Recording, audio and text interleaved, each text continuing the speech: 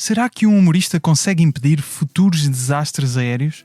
O comediante canadiano Nathan Fielder continua a investir milhões da HBO em desafios aparentemente absurdos na segunda temporada de The Rehearsal. Após estudar as razões de vários acidentes de aviação, conclui que a chave está na comunicação entre piloto e copiloto. Têm de colocar de lado o receio de poderem ser mal interpretados em momentos de crise e intervir quando algo não segue os padrões de segurança. Nathan cria ensaios sucessivos como uma experiência científica, recria o cenário de um aeroporto, contrata atores, conversa com pilotos reais, funcionários de altas organizações dos Estados Unidos da América. Tudo para afinar ao milímetro uma solução para o problema. Só que Nathan Fielder não é um humorista normal. Nada é normal em The Rehearsal. Não sabemos o que é real, não sabemos que atalhos vão surgir, não sabemos se quer explicar bem o que é esta série, que é de comédia, mas talvez nem sobre isso haja certezas. Há competições de canto, estilo ídolos, ensaios em animais clonados, a recriação da vida de Chesley Sullenberg, o piloto que aterrou o avião no Rio Hudson, salvando todos os tripulantes. Esta conversa terá, obviamente, spoilers e para tentar entender melhor a série que mais nos deixa baralhados a cada minuto, tenho comigo os humoristas Miguel Neves e Rui Mirama. Bem-vindos. Obrigado Miguel. pelo convite, man. Muito obrigado. Humor à primeira vista.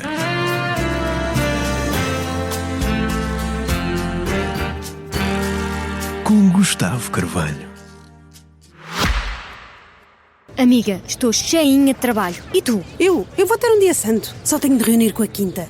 E com o catering, o fotógrafo, o videógrafo, os músicos, a florista, a pousada, a celebrante, a designer, a cake designer, o animador, os padrinhos, a maquilhadora, a cabeleireira, a decoradora e os noivos, claro. Depois, tenho a tarde livre. Eish, e como é que vais conseguir fazer isso tudo? Então, quem pode, pode. Com a Vodafone Business, o seu negócio pode tudo. Descubra as soluções smart de colaboração e torne a sua empresa mais produtiva. Together we can. Vodafone Business. O Rui já veio algumas vezes ao podcast, Miguel, uma primeira vez. Aliás, segunda. Exatamente. Mas esse episódio acho que nem está no ar. Porquê? Exatamente, eu aceitei isto. Eu nem sequer vi a série Rehearsal. Eu vim aqui para te confrontar em porque é que apagaste a única vez que vi este episódio quando estavas nos primórdios da tua carreira. Não é FM ainda, é verdade. Eu estava lá contigo desde o início. Sim, em Benfica. Exatamente, esse episódio eu tenho ideia que ficou perdido porque era um episódio especial de final de temporada e foi só emitido em direto na rádio. E eu acho que não guardámos na A altura. minha carreira está composta de não episódios muito semelhantes. Eu sinto que há um complô para impedir apagar um segmento que é. da tua Exatamente. carreira. Mas Miguel, este vai ficar gravado. Ok. Confia em mim. Leva numa pena para casa que é para não arreber. Só uma cena, a maneira como tu introduziste a série, o foco foi sobretudo na segunda temporada. É suposto a gente falar só da segunda? Não, ou... podemos falar também da primeira, mas principalmente da segunda, que é o que está fresco, não é? Mas sim, há partes importantes da primeira que já vamos abordar, até são bastante diferentes no propósito, não é? Mas já lá vamos. Eu queria chamar a atenção para o início desta temporada. O Nathan Fielder vai visitar um membro do Comitê de Segurança Nacional de Transporte dos Estados Unidos, que é o John Goglia, que vai aparecendo ao longo da temporada e que, não sei se fizeram essa pesquisa, mas eu fui procurar e é de facto uma pessoa real. Existe mesmo, teve vários cargos a nível de segurança. Mais à frente, vemos o Nathan Fielder a criar um concurso de talentos, que já referi no início, em que os jurados são pilotos. A ideia, nesse momento, é os pilotos ganharem confiança para criticar e rejeitar concorrentes destes talent shows, para depois, no cockpit, digamos, em trabalho, conseguirem mais facilmente dar feedback negativo aos pilotos. E foi publicada uma reportagem há umas semanas na Variety, em que uma dessas concorrentes do Wings of Voice, que é o nome do talent show que ele cria dentro de The Rehearsal, a Lana Love, diz que se sentiu traída e que se inscreveu para ser cantora e não um rato de laboratório. Portanto, já temos aqui dois registros que sabemos que à partida são de pessoas verídicas, que existem mesmo, não são atores que participaram na série. No entanto, também temos uma parte, ou há várias partes na série, mas há uma em específico em que vemos o Nathan claramente mostrar que nos consegue enganar, ligando para a United Airlines para tentar perceber se pode ter funcionários da empresa no programa, mas percebemos que a pessoa que atende está bastante cética e passado uns segundos ele mostra-nos que na verdade é uma atriz que estava só umas salas ao lado e era no fundo um treino dele. Posto isto, sabemos que há mentiras e verdades nesta série e portanto acho que esse é o melhor ponto de partida porque vai influenciar a forma como cada um viu a série, é o que é que acham que é verdade e o que é que acham que é mentira. Miguel? Eu não quero começar logo a discordar, mas eu não acho que... acho que a fronteira entre o que é real e falso é claramente perceptível. Podes ter momentos como esse que tu mencionaste, em que ele ali está a ligar aos officers de United Airlines. Exatamente. Mas é quase como... Mas já em pouco tempo ele próprio revela que aquilo é falso. Ou seja, não chega ao ponto, não chega ao ponto de duvidares ao longo da série sobre o que é real ou não. Os atores são apresentados como atores, as pessoas reais são apresentadas como pessoas reais. Os atores, quando têm de ser pessoas reais, no sentido em que, ok, eles estão a fazer um papel, mas neste momento vou utilizar quem tu és mesmo como pessoa, sem estar a fazer um papel, é também exposto com muita transparência ao longo da série. Portanto, mas isso é se acreditares em tudo o que ele te diz. A cena aqui tudo se resume ao Nathan. Quão reliable ou não é o Nathan como a personagem principal / narrador / criador daquela série. Mas eu não acho que o tema principal da série ou aquilo que é... Eu também não acho que seja o principal se definirmos o que é verdade ou mentira, mas acho que na perspectiva de cada um, e já vamos falar das nossas experiências como espectadores, a forma como tu vês a série, e também do que já fui lendo de pessoas que já escreveram artigos sobre isto, influencia tu percepcionares o que é que o Nathan faz, porque aquilo é tudo uma construção dele e de mais pessoas que trabalham na série, mas é uma ideia dele, ele é o realizador.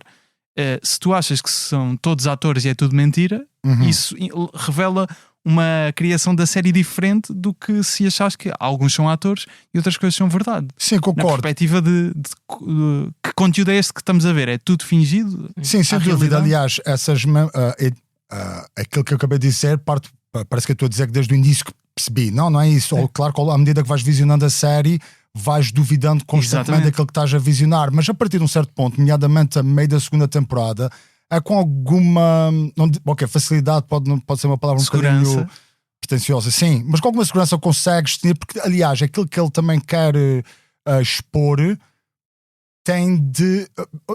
tu estás a duvidar do que é verdadeiro ou não, é um obstáculo naquilo que a série te quer transmitir, e então acho que é um artifício que o próprio Nathan pode usar para brincar um bocadinho com a audiência, mas se for esse o foco principal, então... Mas achas que não é usando a tua palavra, é um obstáculo, mas não é ele que o coloca à tua frente? Não é ele é que faz tudo. Exato. Mas é que está... tu não podes estar constantemente a duvidar da veracidade daquilo que te está a ser mostrado, senão a série também não funciona muito. É quase... essa dúvida...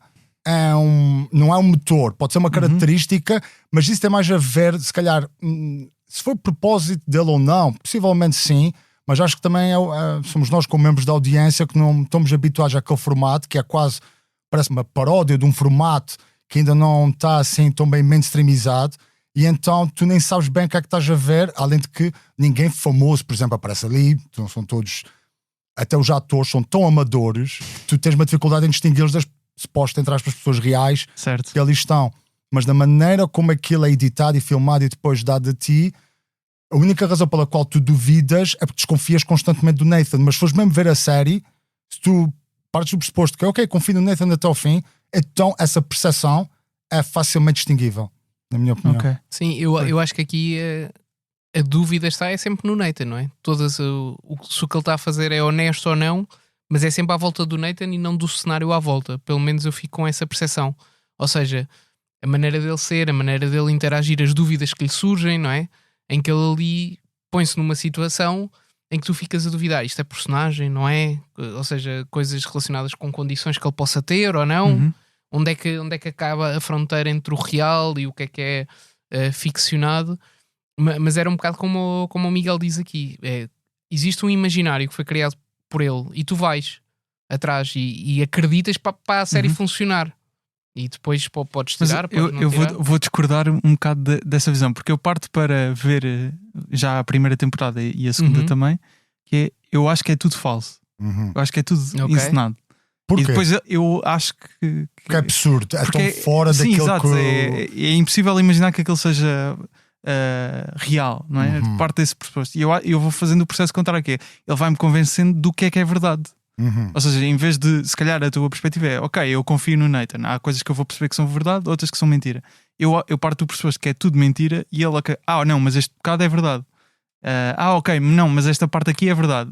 Fora, tu vês como se fosse um mockumentary e depois vais vendo, ok, esta parte é real. Eu não diria que é um mockumentary, mas lá está. Às vezes é tão difícil falar disto porque é hiper complexo. Algumas pessoas dizem. Isso é complicado, exato. Porque a própria eu estava aqui a pensar, desculpa interromper. Não. Claramente há coisas que são mentira. Claro. E o que é que de facto também é o quão relevante é que isso é também ou não? Por exemplo, vamos imaginar o filme Fargo começa com Based on a True Story. E não é verdade, não há nada ali naquele filme que seja verdade. Quão relevante é aquele começar com essa falsidade que tu confias, porque tu nunca alguma vez viste um filme que não começa com uma frase dessas sem tu depositares uma fé gigante naquilo. Mesmo um documentário, tu assumes que aquilo é tudo verdade, simplesmente, digamos, pela estética daquilo que te é mostrado, a maneira como é filmado. A única razão pela qual tu sabes distinguir entre um mockumentary e um documentário reside na informação que sabes já a priori por parte das pessoas que o fizeram. Certo. Claro que pode haver documentaries, mockumentaries tão absurdos, tipo Spinal Tap, estás a ver? Se vivesses naquela era, tu ias ficar tipo, não, isso não é verdade, porque eu vivo nesta era e eu teria conhecido esta banda. Mockumentary sobre uma banda falsa. Sim, mas eu não teria muita dúvida que há pessoas que se tu mostrasses esse documentário agora sem mencionares que é um mockumentary, poderiam acreditar que aquela banda existia. Porque a estética dos documentários está lá. Agora, se fiz aquilo sem som numa sala de espera, tipo, aquilo vai-te parecer um documentário real. Exatamente, mas porquê é que sabes que é um mockumentary? Porque nos dizem à partida que é um mockumentary. Mesmo que não seja no próprio filme que dizem isso, a informação que tu já obtens antes. E acho que também é por isso que tu duvidas um bocadinho da veracidade daquilo que está apresentado na própria série, porque o Nathan, todo o historial dele como comediante, é um bocadinho brincar com as percepções das pessoas, e tu acho que tu não consegues sentir muita empatia pelo Nathan, a personagem, não sei o quão está perto do Nathan pessoa, ok? Mas tu tens, acho, mais dificuldade em ter alguma empatia por ele, porque ele primeiro é uma péssima pessoa. A personagem dele é péssima. É horrível. É horrível. O The Rehearsal é um exercício de God Complex e do egoísmo gritante. Exatamente. Mascarado, que ainda é pior. Tu sentes empatia mais pelas pessoas que estão envolvidas.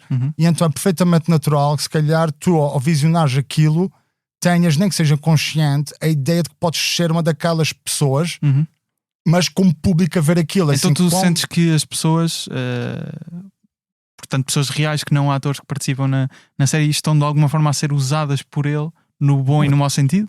Mas certeza absoluta, mano. Então na primeira temporada isso é gritante até, não é? Então, mas em que ponto ético é que ficamos aqui? Não, é péssimo. Agora, não, atenção, a série é fantástica. O problema mas ele é um psicopata, é o que estás a dizer. Não sei, ou ele decide fazer aquela personagem. A própria não digo concepção, mas a própria existência do Nathan Fielder como uma... Por isso é que isso é um paralelo da própria série que é espetacular, que é o Nathan decide encarnar uma personagem que por acaso tem cara dele e por acaso tem o nome dele e que por acaso ele apresenta como sendo ele próprio, mas até que ponto é que isso não é também e para uma personagem caricaturada das características dele mais expostas, ou se por acaso ele não tem mesmo nada a ver com aquela personagem. Nós não sabemos isso. Não sabemos, sim, até porque ele não mostra muito da sua vida pessoal. Exceto na segunda temporada, mas é muito bonito ver isso. Na primeira temporada tens acesso aos pais dele, por exemplo, por um breve momento. Na segunda temporada, sabes, ele fala sobre ter trabalhado no Canadian Idol, que é e ele usa essa experiência pessoal. Tu tens também... Mas são pequenos apontamentos. Mas são relevantes, São relevantes, mas não dirias que de todos os comediantes americanos que imaginas, sabes coisas muito mais profundas sobre a vida da pessoa, mesmo que seja coisas básicas, com quem é que namora, o que é que fez. Sim, percebes? mas do Nathan tu não sabes nada. Mas eu tu acho sabes que se divorciou. Propositadamente, sabes a propósito do Nathan For You. Mas peraí, mas o que ele revela na própria série, desculpa, eu estou-me a monopolizar um pouquinho a conversa, não, mas já vamos. Mas aquilo que ele revela, tipo, uma coisa é, tu conheces uma pessoa através daquilo que ela partilha sobre a sua vida privada, ou não, mas também, não exclusivamente. Mas acho que se tu vires o trabalho de Nathan Fielder, tu achas que tens acesso ao mundo interior dele. Mas é o que tu achas que é o mundo interior dele. Verdade. Mas essa é que é a questão. Mas ele não deixa de ser o criador, escritor, produtor, realizador quase daquilo. Portanto, aquilo não tem de haver uma extensão daquilo que ele é. Puxando o que estava a dizer há pouco, eu imaginando que é tudo falso, valorizo mais o Nathan. Se aquilo foi tudo, eles conseguiram criar e fingir que há ali coisas reais e é tudo encenado, bem, este gajo, o projeto ainda é mais incrível, a meu ver. Quer dizer que as únicas vítimas do trabalho dele não é nenhuma das pessoas que somos só nós. Tu. Exatamente. Mas posso pegar no exemplo do Borat, em que é uma personagem só que é extremado, ou seja, é tão caricatural exato. Que tu olhas para aquilo e consegues perceber, ok, isto obviamente que não é o Sacha Baron Cohen, não é? Uhum. Mas se tu vires esta personagem do Nathan, pode ser também uma personagem criada em que tem aquele estilo a puxar pronto, ao lado do autismo, que ele fala sobre essa temática, uma pessoa super introvertida, muito diferente, a maneira de pensar. Mas se tu levasses essa personagem a um extremo um bocado maior, é um bocado a postura do Borat, não é? Do Borat. O Sacha Baron Cohen, é um documentário de alguém que vem de um país que também com uma cultura muito diferente, exatamente, que vem, começa a falar com figuras também elas reais, acaba por ser ou o Kank on Earth da Philomena Kank, exato, não é? Que também começa a falar, também é uma personagem que está ali, ou seja, no fundo é uma personagem fictícia ou exagerada, com os traços. Não sabemos. Sim, mas no caso do Borat porque é muito exagerado. No caso do Borat, ainda mais, ou no Ali G, não é? Ao Nathan, são personagens que são tão caracterizados que é impossível alguém ser assim. Mas se calhar Nathan, essa se calhar essa a diferença. Digamos que há pessoas que chamam isto tipo reality comedy, que é, no fundo é uma personagem fictícia que pode ter semelhanças ou não ao autor no mundo real, tipo a interagir com pessoas reais e a ver que comédia é que surge disso. É o caso do Borat, como o Rui estava a dizer. Mas ia pegando num ponto sobre a ética de então se são pessoas reais, ele está de facto a usá-las e pode levantar questões de ética. Na primeira temporada vemos isso com um ator tentando pintar a premissa mais sucintamente possível. É difícil, não é? É muito difícil. Há tantas layers. Há uma senhora que gostava de ter a experiência de ser mãe e, portanto, eles recriam uma casa e contratam atores de várias idades para, ao longo do tempo, ela ir, no fundo, criando aquela criança e a criança vai evoluindo ao longo da série em termos de idade. Portanto, há um ator com 6 anos, outro com 12, outro com 15, vai-se espaçando assim ao longo. São robôs. Pronto.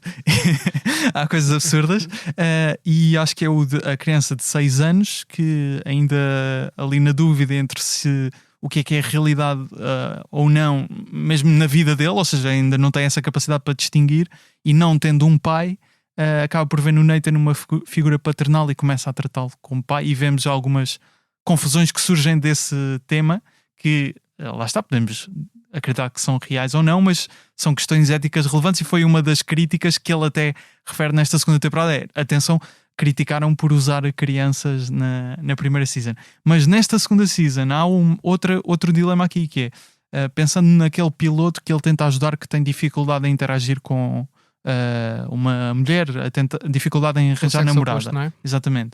Nós podemos ver isto de 3 formas diferentes, que é uma coisa positiva. O Nathan está a tentar ajudar alguém que tem de facto dificuldades em interagir e arranjar namorada, interagir socialmente e em arranjar namorada, portanto é uma coisa, no fundo está a ajudar alguém, não é? É uma coisa positiva.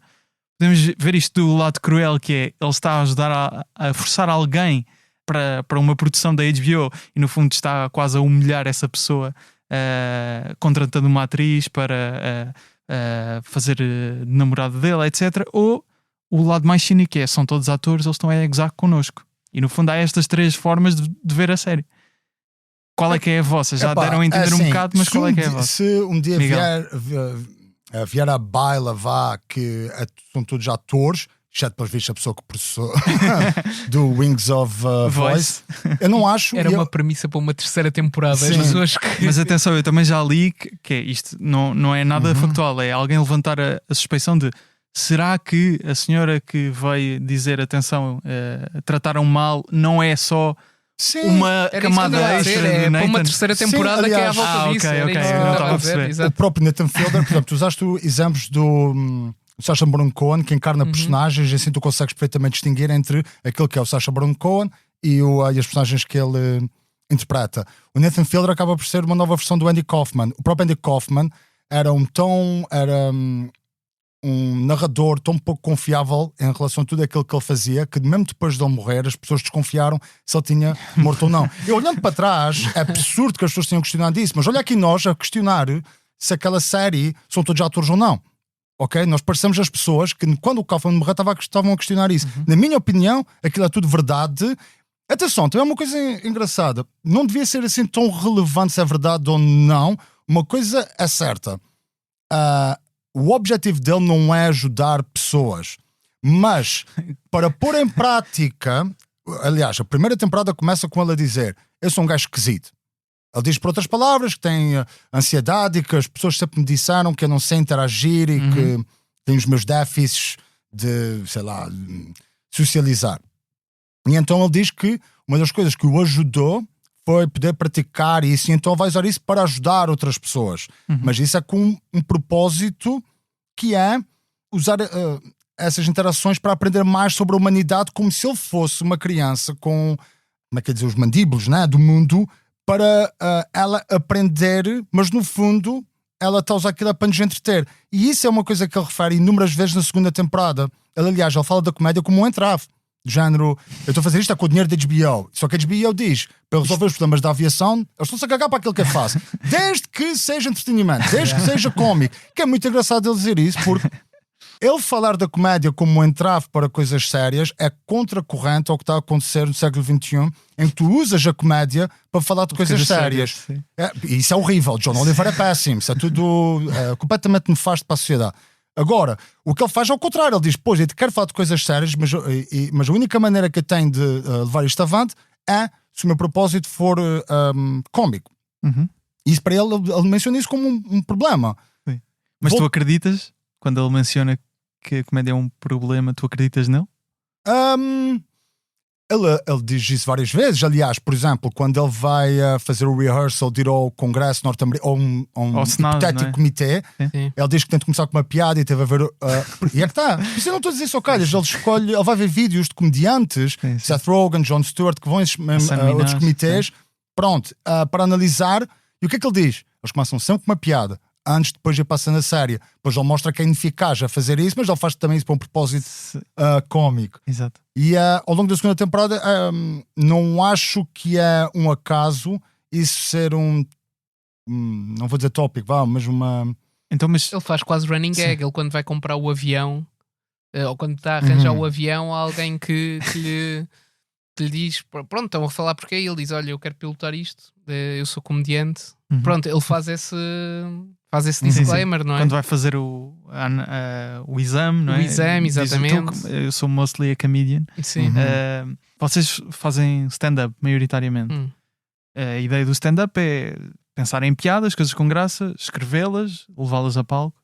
Como é que vocês imaginam que é a sala de escrita desta série? Porque não há propriamente piadas escritas, há cenários imaginados. Como é que vocês imaginam que seja? Porque pegando nisto que o Miguel estava a dizer, de às vezes a comédia ser um entrave, vocês não acham que ele está sempre a pensar na comédia? Eu acho que sim, pá. Eu acho que ele, acima de tudo, tem cabeça de comediante, no sentido em que ele é muito giro isto, resolver o problema da aviação, mas eu acho que o ponto principal quando ele começa isto não é resolver o problema da aviação, não é? É fazer uma... Obviamente que ele depois, pronto, entrando aqui na comparação que o Miguel fez, que eu acho muito interessante, que é a do Andy Kaufman, tu tens os atores de método, ele é um comediante de método, não é? Que se atira diretamente para isto. Mas eu acho que quando ele está a escrever olha, eu acho que tinha muita graça, agora de repente temos aqui no aeroporto e fazemos um Wings of Voice. Pá, que é hilariante. Se tu pensares isto do ponto de vista da sala de criadores, ele está a ver, imagina, fardados. A extravagância em si também tem muita graça. Ou seja, pilotos fardados a julgar um concurso de talentos em que vai ali além. Opa, eu acho que isto é hilariante. E quando eles estão a pensar, pá, sabes o que era mesmo giro? Era se eu fizesse isto. E já toda a gente teve esse pensamento. E como eles têm dinheiro infinito da HBO, pá, pois, podem de facto fazer. Não sei se é infinito. Sim, não é infinito, mas a ideia de... Claro, mas criam um aeroporto. Recriar, exato, mesmo ter aquela loja de... Há uma data de pormenores ali, de subtilezas. Teres a loja dos comida, gifts e a loja do fast food. Ou mesmo ter... Opa, a escolha de teres aquele bronco que está lá, tipo... Que se faz à outra pilota. Não sei como é que se diz isto. A senhora piloto. A senhora piloto. Que estão lá os dois. Em que ele se atira claramente a ela. Sim. Isto tem graça, o pá. que foi banido de todas as apps. Exatamente. Isto dates, é um propósito cómico. Há timing ali. Mas caras que ele faz, há ali expressões que é quase Michael Scott, não é? Em que é... Do The Office, sim. Exatamente. Em que ele faz aquela cara de... Há uma situação a acontecer e ele faz aquela cara muito... quase constrangido, não é? Isso é um propósito. Isso é cómico. Isso tem graça, que tinha não é? sonhos eróticos com o Einstein. Exatamente. Mas isso parece às tantas...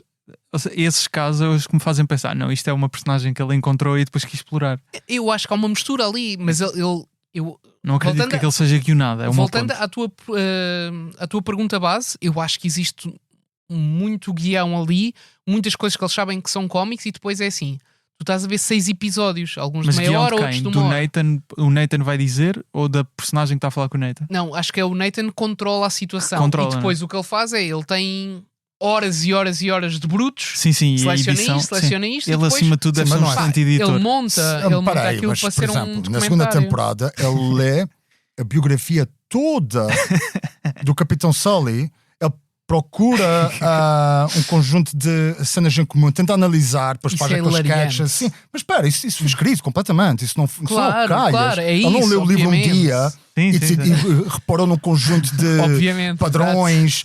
É isso que eu estou a dizer, exato. A série é completamente guionada no sentido em que há um conjunto de pontos de partida que depois há de ser o que Deus quiser quando ele mete o barco a andar. Tipo, o barco está feito. Para onde ele vai, eu julgo que ele não, mas eu acho que ele não sabe e depois vai adaptando. É mais o que faz mover a série para a frente, pode estar guionado, mas depois as coisas estão lá no meio, às vezes não estão. Mas sim, mas seja interações. Até o fim. Eu aposto que ele ainda pensou que podia ir ao comitê da aviação. Eu também acho que sim. Ele não podia prever que estava na cena que ele passou a ser uma espécie de porta-estandarte dos autistas. Sim.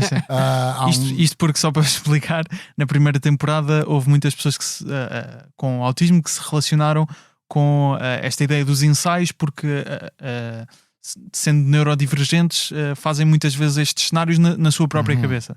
Ele basicamente usa depois um bocado, no fundo uma má pessoa, vai-se aproveitar da sua posição junto à comunidade do autismo para ganhar uma audição, não é?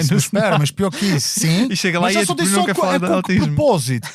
A segunda temporada vai atingindo um patamar cada vez mais absurdo, porque aquilo que ele tem de ter propósitos maiores para justificar um conjunto de ações que são extremamente nocivas. Ele usa as pessoas não como seres humanos completos, mas sim como NPCs que ele tem de usufruir para si próprio e para nós como público. Claro. Mas agora, desta vez, ele está a salvar vidas. Ele, de facto, goes to great lengths para perceber que há aqui uma característica que existe.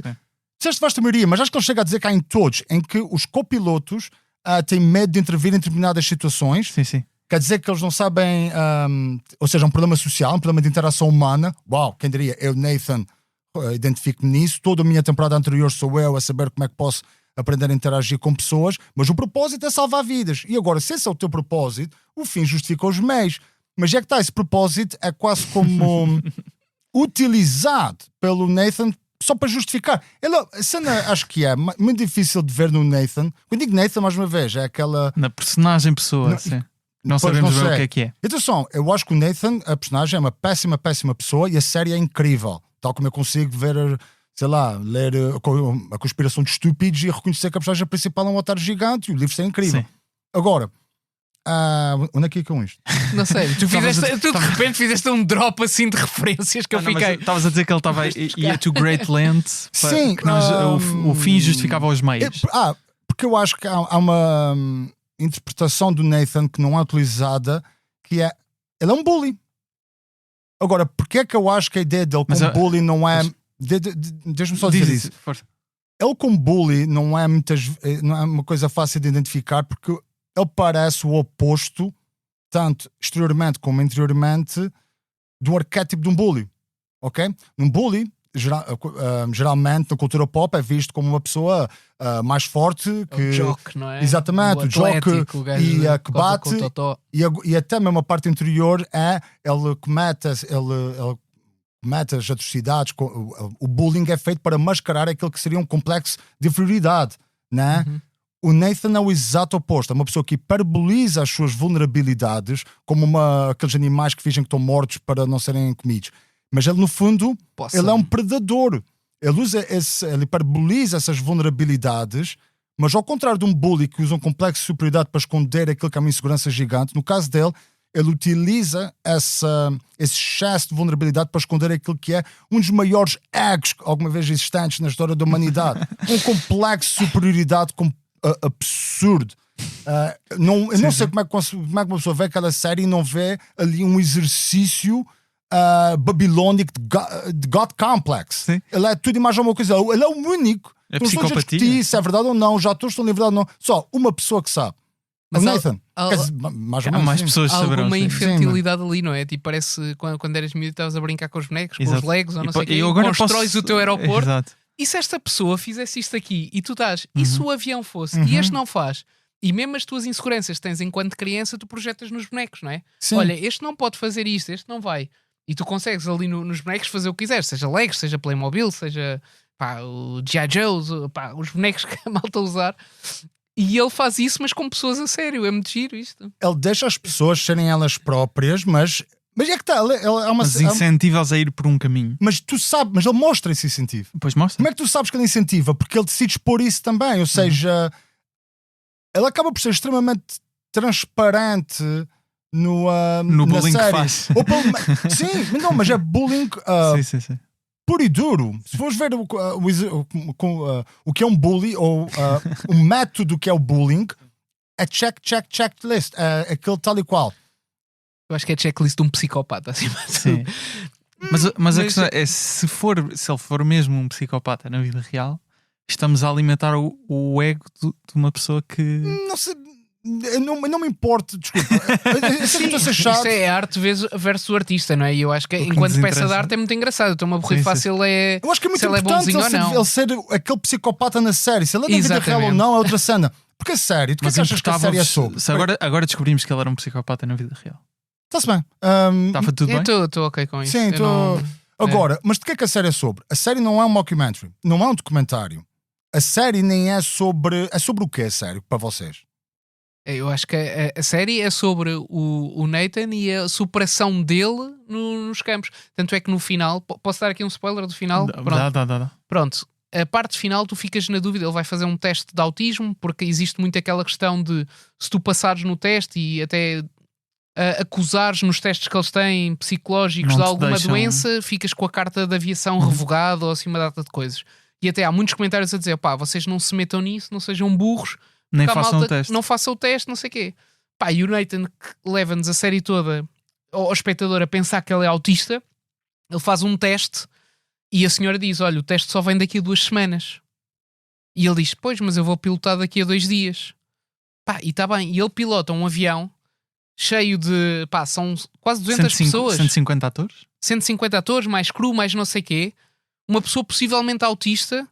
que foi o pior aluno que a escola de aviação onde ele tirou lá a carta de aviação de veículos pesados do ar que alguma vez teve, que toda a gente a dizer, isto é horrível, geralmente demoram 10 horas a conseguir fazer isto, tu demoraste 200, tudo assim, e ele vai fazer isso.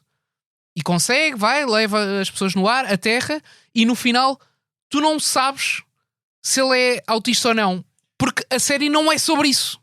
Estás a ver? É sobre ele e sobre a superação dele, diria. Exatamente. É sobre ele, mas a série é sobre ele. É por isso que ela é uma pessoa extremamente egoísta. Tu chegas ao fim e é tipo, olha, o Nathan pilotou um avião.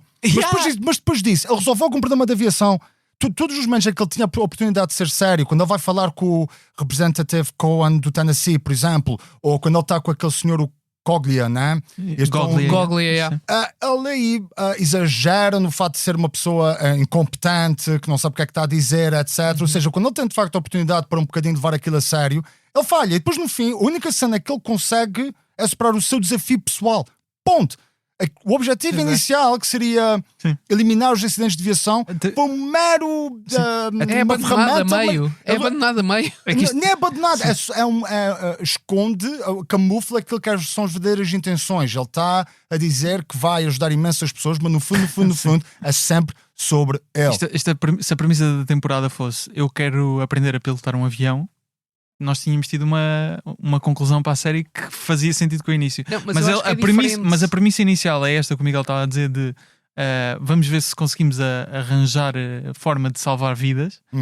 Exatamente por isto, a personagem que ele quer passar, se é verdade ou não, não sabemos. A personagem que ele quer passar é alguém com um ego muito grande focado nele. Eu acho que, atenção, eu acho que a série surge. Não tenho prova disto, mas eu acho que a série surge porque ele queria aprender a pilotar aviões. Eu acho que é um bocadinho diferente. Eu acho faria que todo sentido.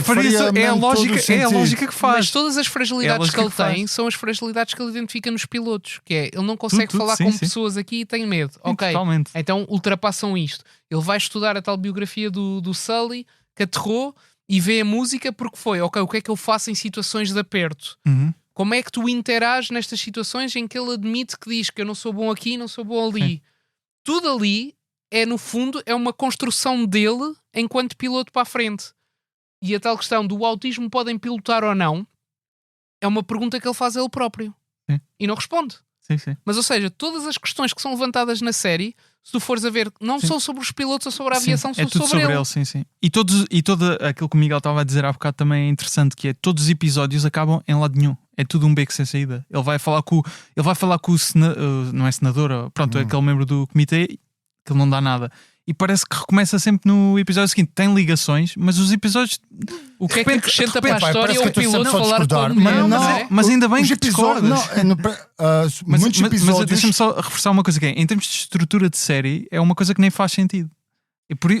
Porque as séries estão feitas, séries ou documentários, estão feitas para aquilo fazer uma ligação e chegar a um ponto, o final do episódio, e tu queres continuar a ver o seguinte. Mas eu sei que eu discordo. Então, se fores ver, a maior parte dos episódios acaba quase como o South Park faz, que é, tens um plot, subplot, há um encontro final de todos e há uma lição a aprender. Isso existe a maior parte dos episódios, desde, por exemplo, quando a gente descobre que os pilotos... não conseguem desabafar sobre os seus problemas porque isso põe em risco o exercício da sua atividade, e depois quando o Nathan vai falar com eles, são todas as profissões com que ele teve de lidar, as que mais aceitam falar com ele e as que mais até falam demais, porque é o único tipo de maneira que eles têm de canalizar um conjunto, um mundo interior que eles não podem noutras circunstâncias. Isso acontece no fim de um episódio...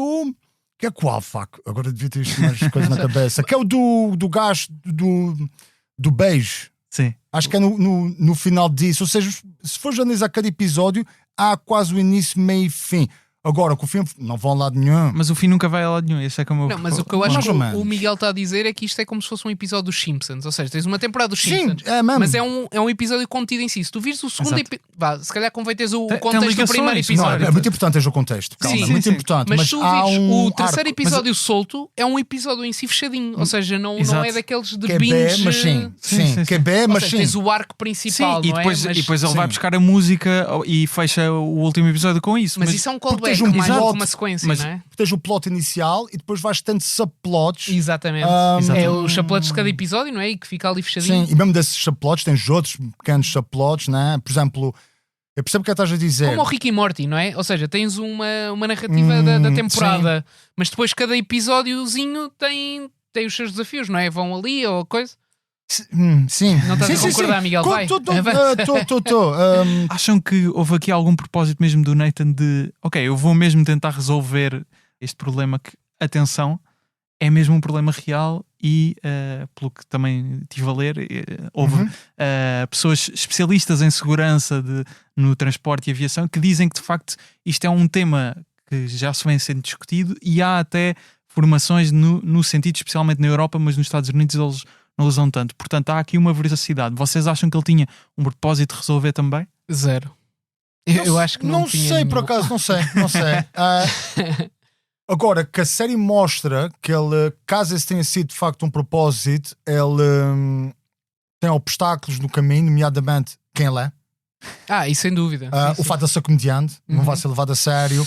O facto de aquilo de ser dentro do âmbito de um programa cujo propósito no fundo é outro. Agora, que ele poderia tentar entreter, eu acredito que ele poderia tentar mesmo resolver o problema, sim, mas caso conseguisse de facto ou não, seria o fim da série. Portanto, no fim, pilotou um avião. E mesmo, é muito engraçado porque a segunda temporada quase que desvia um bocado daquilo que acho que na primeira temporada é mais relevante, que é o que é que ele está a tentar obter com as várias experiências.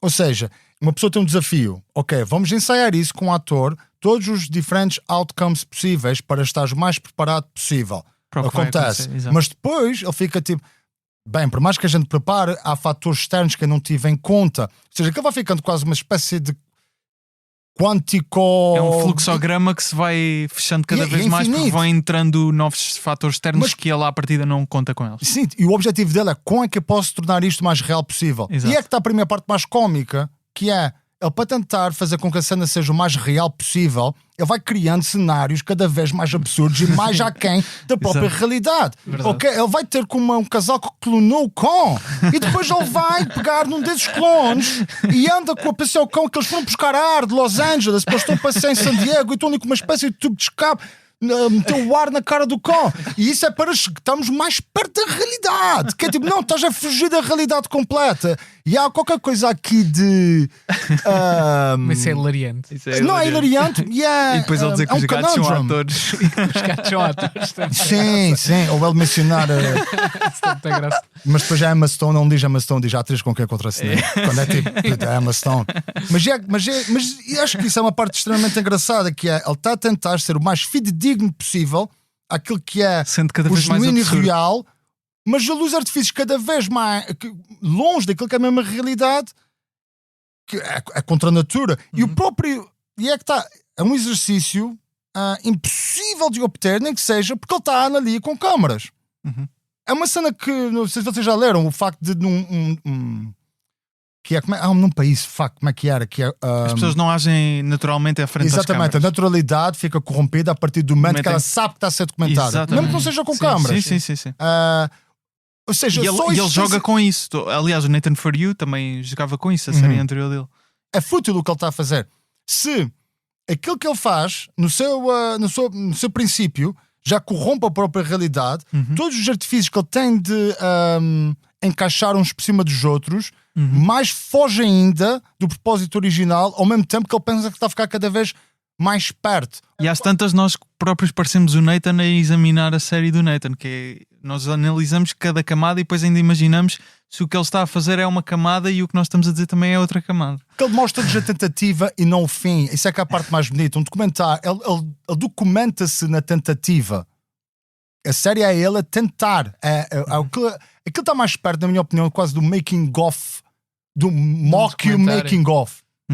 Sim, estou a perceber o que estás a dizer. Mas ele por acaso argumenta que, por exemplo, os reality shows, as pessoas estão a ser filmadas, as pessoas autorizaram-se a ser filmadas e por estarem a ser filmadas se comportam-se à partida já de uma maneira um bocado diferente. Era o que o Miguel estava a dizer.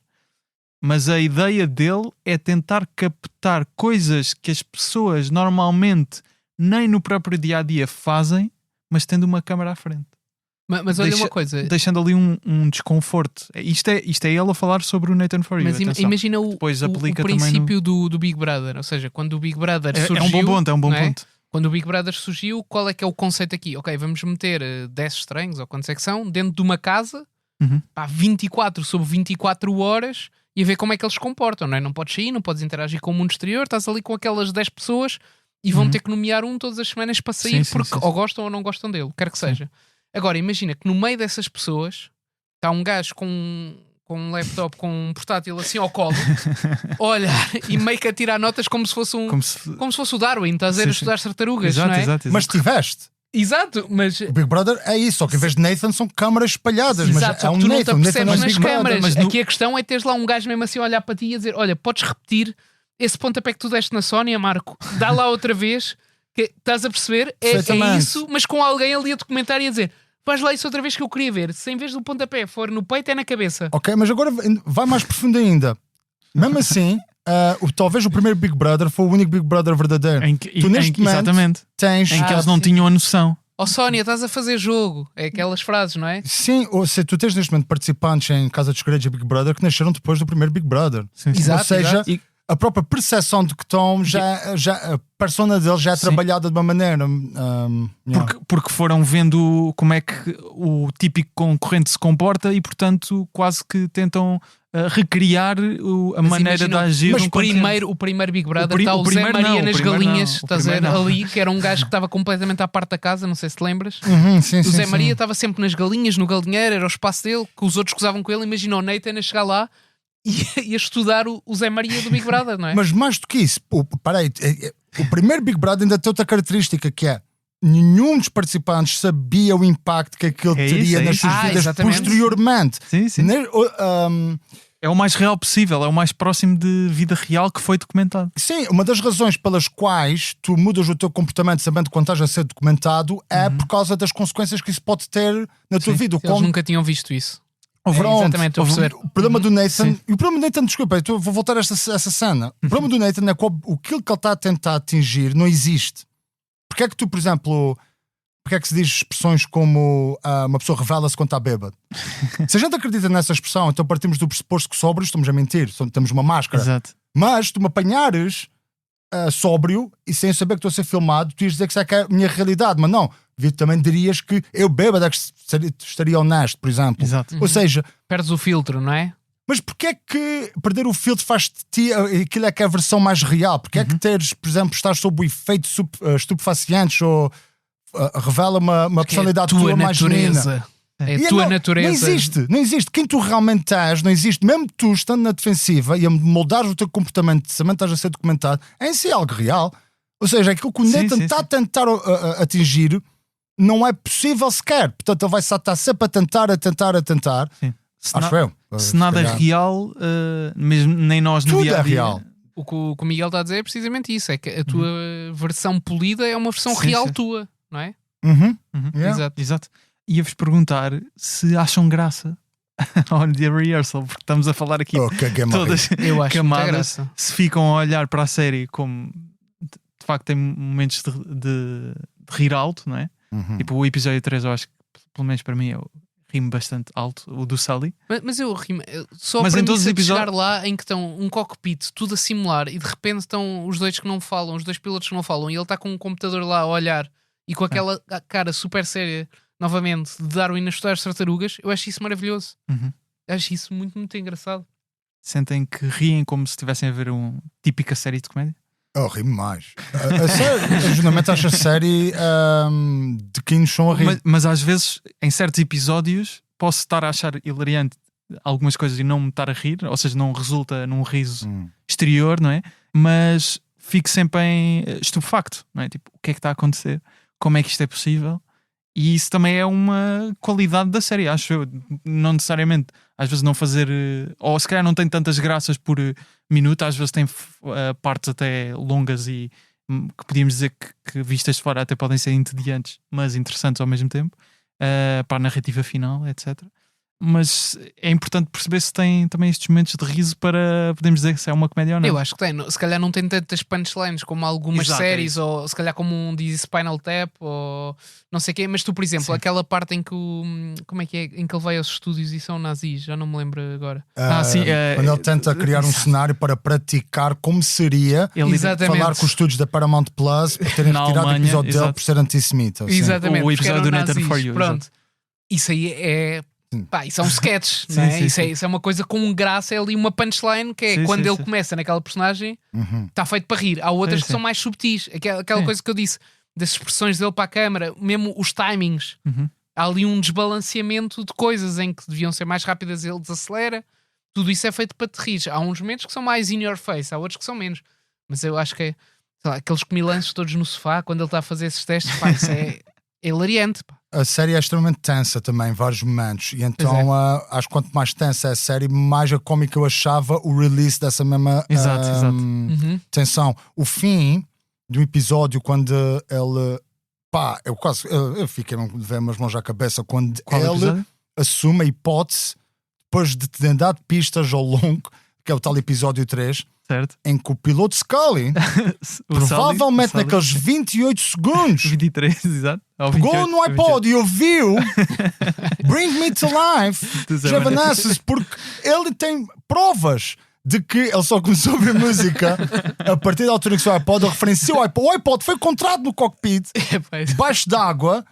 E então quando há aquela cena toda que ele está feito também de uma maneira quase emocional e tal, e de repente o gajo mete Bring Me to Life. E esse isso é de cagar a rir, meu. Porque ele vai, tu tens aquele momento em que ele está a fazer de Scully, o avião está aí para o rio, e ele antes de escolher meter a música nos ouvidos, a música começa a dar e depois tu tens flashbacks dele a fazer de Scully quando é mais novo. Exato. No funeral do pai, que não houve. Cenas dessas que são emocionais, só que tu... Agora, se aquilo é verdade ou não interessa, é que ele está a ter o mesmo efeito que uma série de ficção teria na mesma. Tu estás a acreditar, se aquilo tem como propósito de fazer-te sentir alguma coisa, funciona perfeitamente. E é de quem nos são a rir, meu. É muito, muito cómico. Eu acho que esse terceiro episódio é dos que me fez mais rir da televisão nos últimos anos.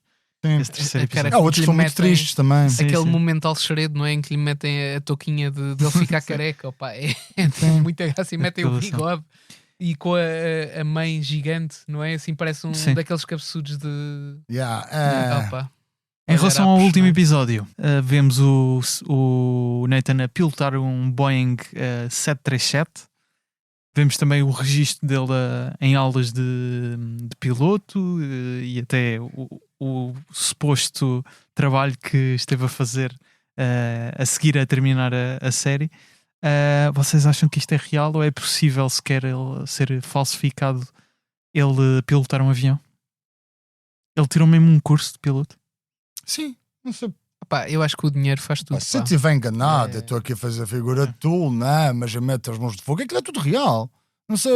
Eu também acho que sim. Acho que é. Nós não estamos a desvalorizar o quão difícil é ser piloto de avião. Sim, eu não estou a desvalorizar tudo. Sim, mas ele documenta tudo. Que é difícil. Não, ele documenta que é extremamente difícil. Mas ele teve 2 anos para conseguir, não é? E passou cursos, comprou um certificado. Nós estamos a falar isso. É engraçado que ele, é engraçado que ele descobre que o problema da aviação é este, mas para pilotar ele procura loopholes atrás de loopholes, em que é de género mas ok, tu podes guiar ao fim de 2 anos, mas não podes levar pessoas. Posso se forem atores, um loophole, mas nenhuma companhia me contrataria. Podes sempre comprar, ou seja, ele alugar o avião neste caso. Alugar, sim. Não, ele não comprou. Acho que alugou ou não? Não sei. Bem, fiquei com a ideia, porque ele vai ver ele vai vários. Como é que chama? Vai a Ferros Velhos. Mas tenho ideia que depois aquele que ele usa foi legal. Mas talvez. Não sei. Já não me lembro. Não sei. Mas aquilo é geralmente uma pessoa que eles dizem, geralmente treinas 2 vezes por semana. Pá, eu aposto que ele conseguia treinar muitas mais, não é? Mas mesmo a questão técnica é as matemáticas. O Nathan, o curso dele é gestão, acho eu. Tem um bocado, tem bases disso. Engenharia. Estás a falar dos Estados Unidos. Sim, não. Eu gostava. Olha, vou dizer uma cena. Eu acho que tu tens medo da tua ingenuidade. Porque estamos a lidar. Não vou dizer, porque estamos a lidar com o Nathan. Os programas que o Nathan faz só funcionam porque tem uma filtragem e só gente extremamente inocente é que cai na cena dele. Tudo aquilo que tu vês que ele faz, tu pensas, eu nunca faria isto. E é claro que provavelmente 90% de nós não faríamos. E a maior parte daquele tipo de comédia que ele faz só funciona partindo do pressuposto que há pessoas que são cândidas, inocentes, burras em muitos aspectos. Ou querem aparecer na televisão. Também é isso. Isso é um sinal, especialmente nos Estados Unidos. Claro. Mas isso mesmo isso em si é uma vulnerabilidade. Sim. O programa dele é sustentado em cadáveres de gente inocente. Não, estou a brincar, mas agora a sério. Desde a série Nathan For You a tudo aquilo que ele faz, por exemplo, aquele rapaz na primeira temporada, que é aquele que tem de ensaiar, discutir com o irmão por causa da distribuição de uma herança. Sim. Tu vês que ele claramente tem algum tipo... Temos de estar a ser paternalista. Não, vê-se que ele é meio burro. É um facto. E da maneira, o que é que ele faz? Ele está a ensaiar com um ator que faz de irmão dele. Entretanto, quando acaba o ensaio, ele pede ao ator para dizer, tipo, agora já fala com ele depois da cena, que já não é supostamente, entre aspas, ator, e diz a ele que diz-lhe que precisas de ajuda de umas mudanças com o teu avô. Ele vai, o avô é um ator que faz de avô, e depois recria o cenário, que era para ele finalmente poder pensar que está a discutir.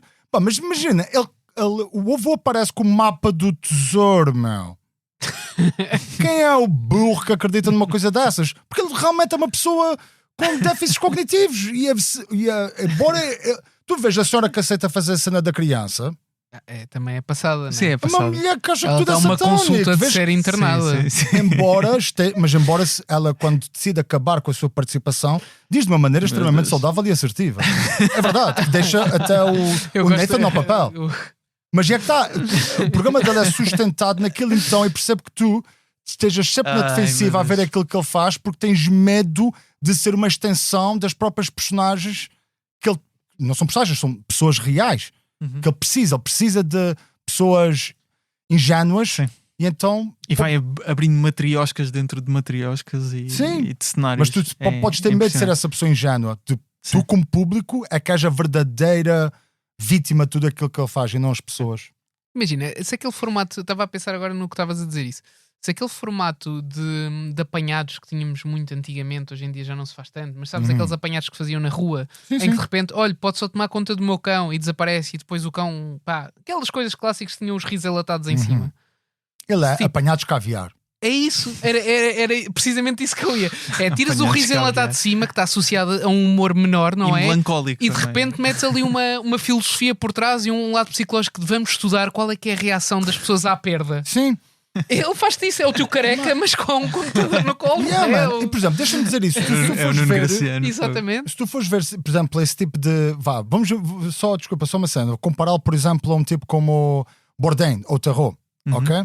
São pessoas que, embora admitam que aquilo que estão a documentar tu vais ver de uma maneira enviesada, porque eles próprios são os narradores, isso faz parte do processo, embora possa haver uma espécie de código deontológico em que não te vamos mostrar mentiras, confia em nós, mas vais ver na nossa perspectiva, eles quase como estão a planar sobre o cenário. Eles não são uma parte ativa no cenário para te mostrar aquilo que é real. É engraçado que o Nathan, estou-me a repetir, mas faz o exato oposto. Ela é uma parte ativa na disrupção daquilo que te está a mostrar, com o propósito de mostrar o que é realmente real. Certo. É como se o Eric Andre insistisse que o talk show dele é sério. É tipo, não, tipo... portanto, não sei. Então, a verdito final é ele, de facto, é piloto. Atenção que eu fui procurar no site da Federal Aviation Administration e há, de facto, uma licença registrada. Isto apareceu no Reddit. Até uns dias antes do último episódio estrear, que há uma licença registada no nome dele, nome completo dele. A não ser que ele tenha pago a alguém para mudar de nome e registrar-se como piloto. Só o fato de haver gente a tentar perceber se aquilo é real ou não, é que temos todos medo de ser vítimas dele e ser... Eu acho que tenho. Os bananas que aparecem no programa dele. É isso, num Wings of Voice. Eu gostava, eu via-te a participar num desses, digo-te assim. Estavas sem confiança para um dos grandes tipo da Voice e de repente metias num Wings of Voice. Acho que não consigo. Já agora, acho que é importante dizer que eu não vi a série. Eu ensaiei este cenário várias vezes. Eu nem sei como é que é a cara de Nathan Fillion. Rui e Miguel, muito obrigado. Obrigadíssimo. Espero que isto tenha sido esclarecedor para alguém. Eu continuo cheio de dúvidas sobre esta série, mas era importante tirar isto do peito. É daquelas séries que eu sinto que preciso falar sobre ela depois de acabar. Não sei se é o mesmo. Mas falar com alguém que não viu, pareces maluco, pareces louco a explicar. Não, eu desisto de tentar convencer pessoas a ver esta série porque eu não sei explicá-la. Porque é que ele vai buscar cães que foram clonados? E estamos a esquecer-nos de várias outras cenas. E do cão a cagar-se. Sim, tens essa cena que acontece no momento supostamente de falso dramático, que ela tem um ataque cardíaco para testar se o cão. O cão era ator também. Exatamente. O cão era ator. É da escola da Lassie. Bem, Miguel e Rui, muito obrigado por terem vindo. Obrigado. O Miguel Neves está no Instagram em Miguel J. A. Neves, o Rui Mirama em Rui_Mirama, o Humor à Primeira Vista em humoraprimeiravista.podcast, com excertos em vídeo do episódio. As fotografias são do Tomás Almeida, a fotografia do logótipo é do José Fernandes, com design do Tiago Pereira Santos, a voz do genérico é do Tiago Filipe, o Rui Mirama também está no apoio à produção, eu sou o Gustavo Carvalho, estou no Instagram, Twitter e TikTok em Gustavo Rito Carvalho a falar sobre comédia. O Humor à Primeira Vista volta na próxima terça-feira. Obrigado.